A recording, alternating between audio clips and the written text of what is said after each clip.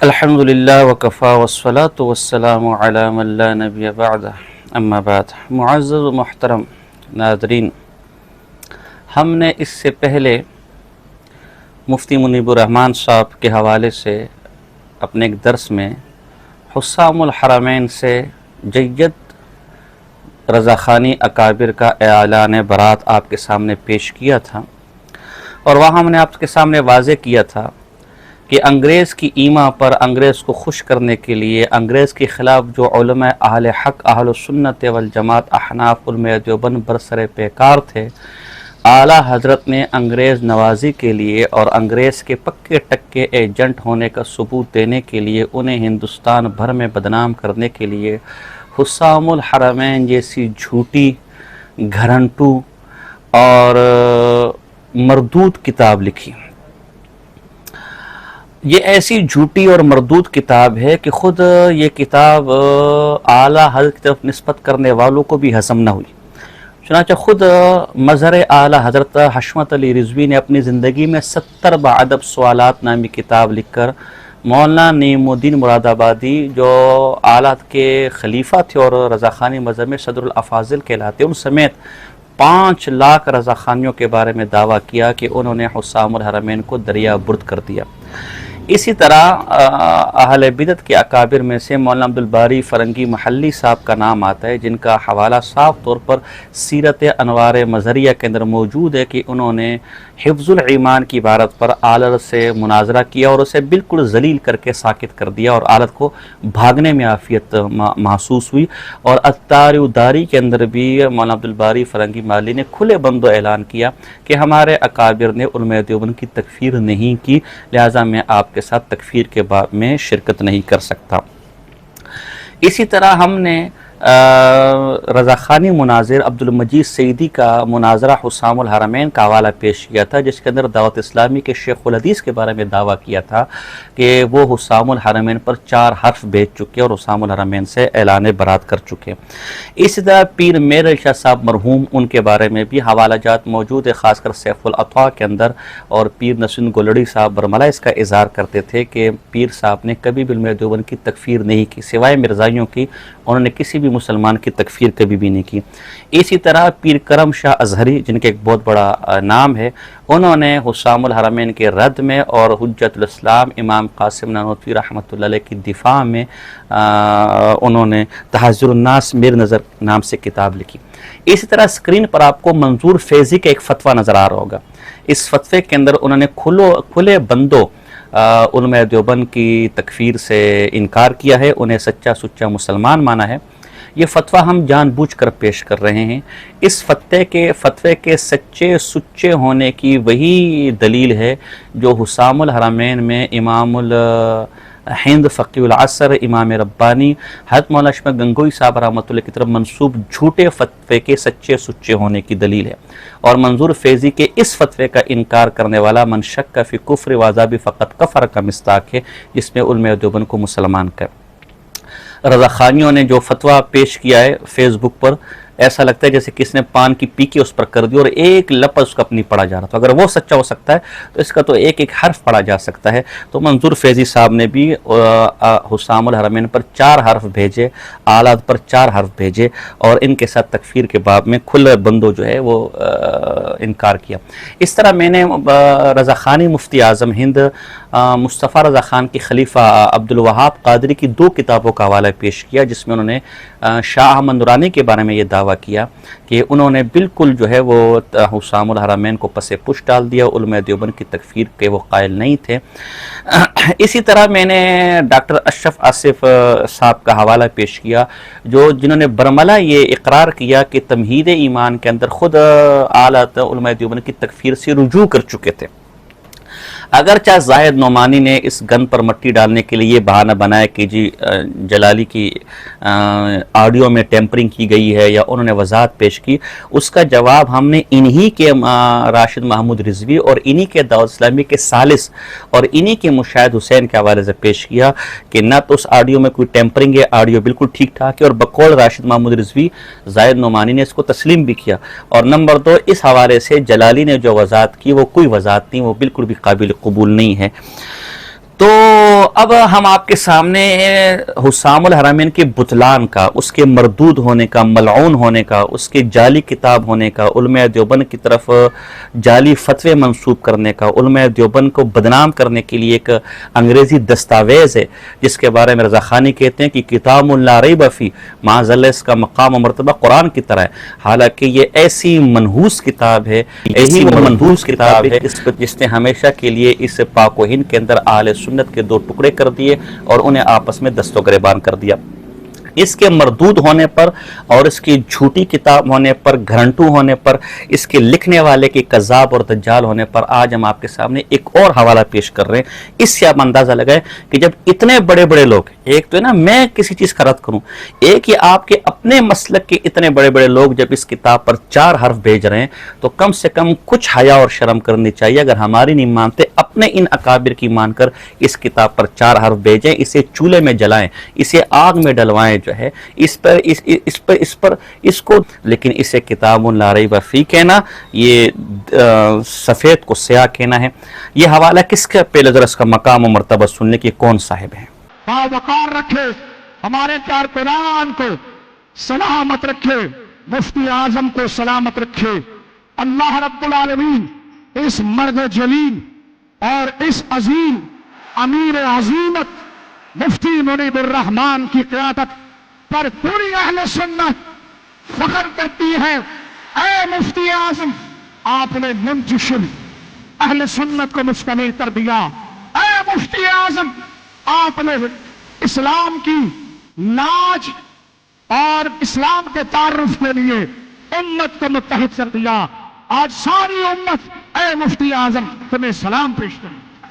اے مفتی اعظم، تمہارا یہ قرضہ یہ امت ادا نہ کر سکے گی کہ عمر 43 سالی میں، 80 سال کی عمر میں، گلی گلی،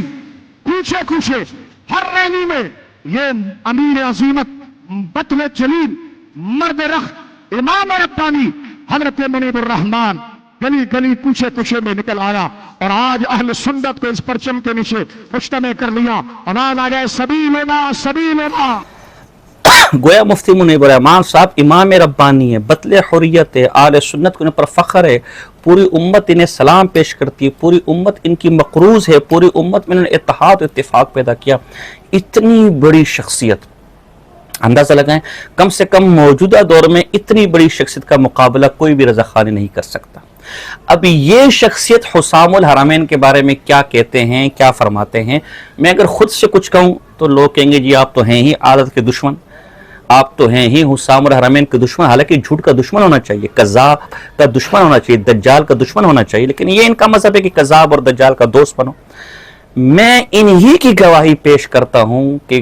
جوتا بھی آپ کا اور سر بھی آپ کا، کسی کو پھر گلہ شکوہ بھی نہ ہو۔ سنیے ذرا یہ مشاہد حسین نام ایک شخص کیا کہتا ہے۔ ہماری التجا یہ ہے کہ منیب الرحمان کے جو افعال جو آپ اپنی نجی محافل میں مان رہے ہیں کہ وہ افعال جو ہیں وہ مردود ہیں، قبیح ہیں، ملعون ہیں، اور ان افعال کے اوپر سخت احکام شریعت کے لاگو ہوتے ہیں، اور وہ افعال جو ہیں وہ حسام الحرمین کو پس پش ڈالنے والی بات ہے، وہ حسام الحرمین کے احکام میں شک پیدا کرنے والی بات ہے۔ تو آپ اس طرح کے بندے کے ساتھ مل کر جو اس طرح کی مجالس میں جا رہے ہیں، ایک تو یہ سوالیہ نشان ہے، پھر اس طرح کے بندے کو آپ جو ہے وہ بڑے مجمع میں سوشل میڈیا کے اوپر امام ربانی، مرد راہ اور پتہ نہیں کیا سے کیا القابات دے رہے ہیں، اور اس کی قیادت پر اہل سنت کو آپ فخر کروا رہے ہیں کہ اہل سنت کو اس کی قیادت پر فخر ہے۔ اسی طرح اہل سنت کا سلام اس کو پیش کر رہے ہیں اور اس کو اہل سنت کا مسلم بنا رہے ہیں، اور اسی طرح آپ اہل سنت کو اس بندے کا مکروز قرار دے رہے ہیں۔ شاہ جی، جس بندے کے افعال جو ہیں وہ ملعون ہوں، کہ جو بندہ دیوبندیوں کی مسجد کا افتتاح کر رہا ہے، شیعہ کی تعزیت کر رہا ہے، اس کو جید الممتاز عالم دین کہہ رہا ہے، اس طرح سلیمان تاثیر کے گھر والوں سے تعزیت کر رہا ہے، اسی طرح جو ہے وہ اپنی تفہیم المسائل کے اندر اتنی سخت عبارت لکھ رہا ہے کہ ان کی عبارات سے توہین الوہیت اور رسالت کا ایہام اور تاثر پایا جاتا تھا۔ ایہام اور تاثر، کیا اس کی بنا پر اعلیٰ حضرت نے اگلوں کو کافر قرار دے دیا اور علماء حرمین طیبین نے من شک فی کفرہ و عذابہ فقد کفر کے جملے لکھ دیے ایہام اور تاثر کی بنا پر؟ تو ایہام اور تاثر کی بات کر کے وہ عبارات جو کفر میں متعین ہیں اور طویل بعید کا بھی احتمال نہیں رکھتی، ان عبارات کو اس انداز سے ذکر کرنا، شاہ صاحب اس کی شرعی حیثیت کیا ہے؟ کیا یہ حسام الحرمین پر قدحن لگانا نہیں ہے؟ کیا یہ حسام الحرمین کو معاذ اللہ جلانا نہیں ہے؟ معاذ اللہ یہ کیا اس کو پسے پش ڈالنا نہیں ہے؟ شاہ صاحب آپ ابھی حسام الحرمین کا ذکر کر رہے ہیں تو میں آپ سے سوال کرتا ہوں، شاہ صاحب ایسے بندے کے ساتھ، اس کے ساتھ ملنا، اس کو اتنی عزت دینا، اس کو امام ربانی تک کہہ دینا، آپ نے تو امام ربانی مجدد الفسانی کو الحمدللہ آپ نے اندازہ لگا لیا کہ جو امام ربانی ہے، امت جس کی مقروض ہے، وہ حسام الحرمین کو آگ لگانے کی بات کر رہا ہے، وہ حسام الحرمین کو پس سے پش ڈال رہا ہے۔ تو اتنا بڑا جب، اور تمہارے گھر کا آدمی جب حسام الحرمین کو آگ لگانے کی بات کرتا، تو اندازہ لگا حسام الحرمین کتنی جھوٹی کتاب ہوگی، کتنی منحوس اور مردود کتاب ہوگی، اور اس کے لکھنے والا کتنا بڑا دجال ہوگا جو 100 سال سے اس دجل کی بنیاد پر امت کو لڑا رہا ہے۔ اس کا لکھنے والا کتنا بڑا کذاب ہوگا، اس کا لکھنے والا کتنا بڑا فراڈی ہوگا۔ اس لیے تو ہم کہتے ہیں کہ اب ڈاکٹر اشرفی کے ایک بیان سنیے جس میں وہ کہتے ہیں کہ کوئی کافر نہ ہو تو اسے کافر کہنے والا بھی کافر ہو جاتا ہے۔ اس کے بعد پھر ہم نتیجتاً آپ کے سامنے آخری بات کرتے، ذرا سنیے۔ کیونکہ جب کسی کو معاذ اللہ مثال کے طور پر کافر کہا جائے اور وہ کافر نہ ہو تو کفر قائل کی طرف لوٹتا ہے، یہ پکا قانون ہے۔ آپ نے جلالی کا بیان سنا کہ کافر کو جو نہ ہو اسے کافر کہنے والا خود کافر ہو جاتا ہے۔ تو علماء دیوبند جن 4 علماء دیوبند کا ذکر کیا، حجت الاسلام امام قاسم نانوتوی رحمۃ اللہ علیہ، حکیم الامت مولانا شریف علی تھانی صاحب رحمۃ اللہ علیہ، محدث اعظم ہند مولانا خیر مسان پوری صاحب رحمۃ اللہ علیہ، امام ربانی حضرت مولانا شمع گنگوئی صاحب رحمۃ اللہ علیہ، یہ قطعاً کافر نہیں تھے۔ اس لیے تو جلالی کہہ رہے کہ آیات نے رجوع کر لیا تھا تمہید ایمان میں، اسی لیے تو مظہر اعلیٰ کہہ رہا ہے کہ نعیم الدین مراد آباد نے حسام الحرمین کو دریا برد کر دیا۔ اس لیے تو عبدالوہاب کہہ رہا ہے کہ حسام الحرمین کو شاہ نورانی نے دریا برد کر دیا۔ اس لیے تو عبدالمجید سعیدی کہہ رہے ہیں کہ دعوت اسلامی کے مفتی نے حسام الحرمین کو دریا برد کر دیا۔ اسی لیے تو جلالی کہہ رہے ہیں کہ پیر کرم شاہ ازہری نے حسام الحرمین کو دریا، اور لمبی لسٹ ہے۔ اب تو امام ربانی نے بھی مان لیا کہ حسام الحرمین جعلی کتاب ہے، آگ لگانے کے لائق کتاب ہے۔ تو پھر جو اعلیٰ حضرت نے علماء دیوبند کی تکفیر کی، تو جب خود کہہ رہے کہ من شک فی کفر و عذابی فقط کفرا، اور بقول جلالی کے اعلیٰ نے اس فتوے سے رجوع کر لیا، تو گویا اپنے کفر پر مہر تصدیق ثبت کر دی۔ اور بقول اس مشاہد کے کہ امام ربانی نے جو ہے وہ حسام الحرمین کو آگ لگانے کا کہا ہے، اور وہ علماء دیوبند کو مسلمان کہتے ہیں، تو معلوم ہوا کہ اعلیٰ نے ان اکابر کی ناحق تکفیر کی، علماء دیوبند کی ناحق تکفیر کی، علماء اہل سنت والجماعت کی ناحق تکفیر کی۔ تو وہ تکفیر آج پھٹکار کی صورت میں اس حسام الحرمین کی قبر میں آگ بن کر اسے جلا رہی ہے، اس حسام الحرمین والے کی قبر میں آگ بن کے اس کی ہڈیاں چٹکھا رہی ہیں۔ وہ خود اسے مردود اور ملعون اور کافر کر رہی ہے، اور ایسا کافر کر رہی ہے کہ جو اس کے کفر میں پھر ایک دفعہ بڑے وثوق کے ساتھ چیلنج دے رہا ہوں کہ روئے زمین پر خاص کر اشرف آصف جلالی، پھر میں کہتا ہوں روئے زمین پر کوئی مستند رضا خانی ہو ہمارے سامنے آئے۔ ہم کہتے ہیں حسام الحرمین دنیا کی سب سے منحوس کتاب ہے، سب سے جعلی جھوٹی گھرنٹو کتاب ہے۔ 10 منٹ ہمیں اس کی جعلسازی کو ثابت کرنے کے لیے چاہیے۔ اور ہم یہ بھی کہتے ہیں کہ اگر حسام الحرمین درست اور ٹھیک ہے تو حسام الحرمین کے درست ہونے کی روشنی میں اس کا لکھنے والا فرعون اور حامان سے بڑا بے ایمان ہے۔ کوئی مائی کلال مستند رضا خانی ہو تو ہمارے سامنے آئے، اس کے مصنف کو ہمارے سامنے اپنے اصولوں پر مسلمان ثابت کرے، اور حسام الحرمین کے اوپر جو ہمارا 10 منٹی چیلنج ہے، جس سے ہم بار بار کہہ رہے ہیں کہ تر قیامت آپ لوگ عاجز رہیں گے سامنے آنے کے لیے، زہر کا پیالہ پی لیں گے لیکن آنے کو تیار نہ ہوں گے۔ ہم پھر اس پر چیلنج کرتے ہیں کہ کوئی رضا خانی ہو تو ہمارے سامنے مستند رضا خانی ہو، کیونکہ خود جلالی کہتے ہیں کہ کیونکہ خود یہ تمہارا اصول ہے کہ بھئی کوئی ایک بندہ منتخب ہو کر سب کی طرف سے آئے، ہم ہر دن کسی کو جواب نہیں دے سکتے، تو تم کسی کو ایک کو اپنا چنو نمائندہ ہمارے سامنے بیٹھے اور اس 10 منٹی چیلنج کو ہمارے قبول کرے، اور 10 منٹ ہمیں دیں۔ ایک ہاتھ میں ہمارا فتاوی رضویہ اور چند کتابیں ہوں گی، دوسرے ہاتھ میں حسام الحرمین ہوں گی۔